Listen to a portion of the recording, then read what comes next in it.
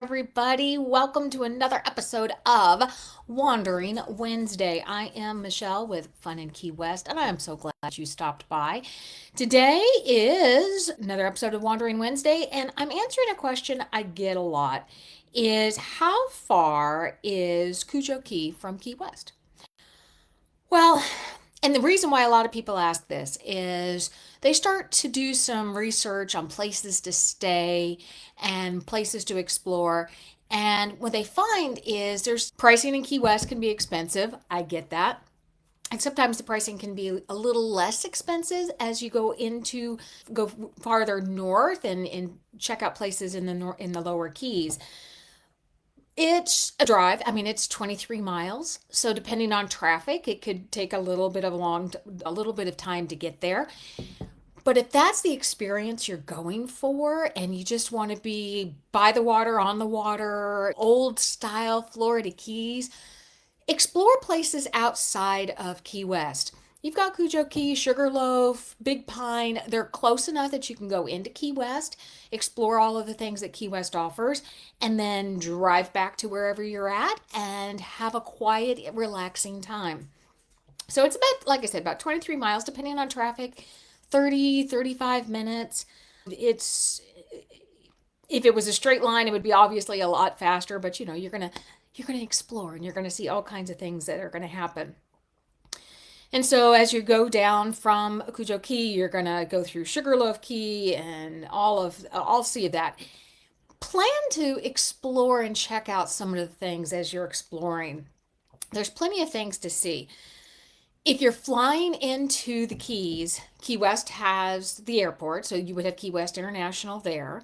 So you could fly into Key West and then go up the Keys and explore that and stay up there. It's not a bad drive. Honestly, it's really not. I could say that there is bus transportation, but it's public and it would be spotty in terms of how you would get the logistics of making that happen would be pretty difficult. Now, if you want to just go up and explore that or see what's going on around there, you got Honda State Park. I think that is a beautiful place. You can walk out onto remnants of the old railroad, and you're standing basically between the Atlantic and the Gulf. And it has come back a lot. You probably saw a lot of pictures of all the devastation from Hurricane Irma.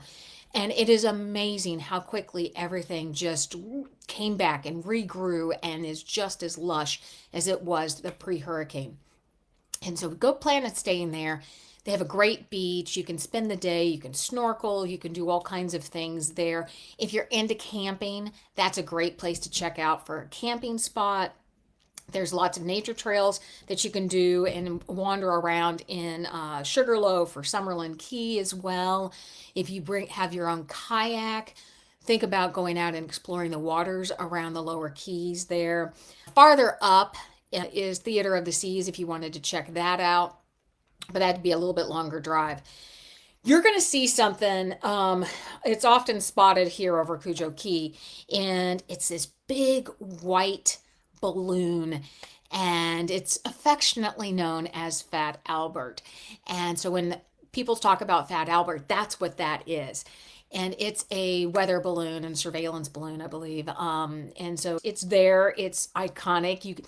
Once you start seeing that as you're driving south, you're like, oh, I'm almost to Key West. It's a pretty cool thing. Another cool thing to check out if you're in the area and you want to do something a little bit unique is there's a big underwater music festival that happens in the lower keys in July. If that's something that you have an interest in, be sure to check out all of those activities. We keep our calendar of events updated, and you'll see everything happening in respect to festivals and what's happening in the upper and lower keys and Key West on our calendar of events. So head over to FunInKeyWest.com. You're going to see under things to do, calendar of events. We keep all that updated. There's, of course, great little mom and pop restaurants up and down this whole section of road. Be sure to stop and figure out which ones you're in the mood for. If you're in for seafood or whatever you're in the mood for, there is something that you should be able to find.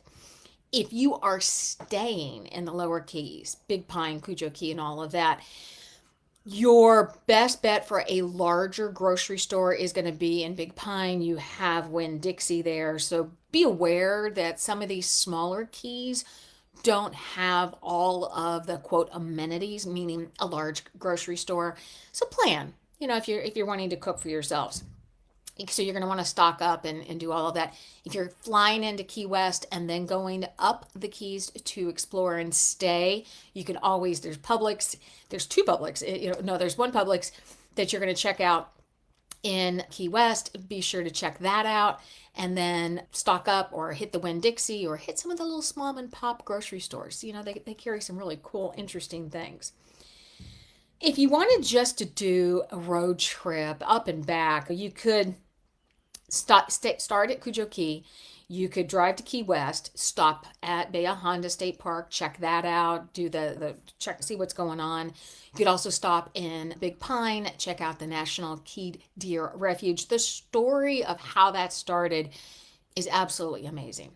Then you head into Key West, and then maybe you stop and explore the museums and see the Ernest Hemingway house. Stop in and say hi to the six-toed cat, grab some lunch, plan maybe to head out towards Stock Island or something and go out on a paddleboard or try a kayak afternoon.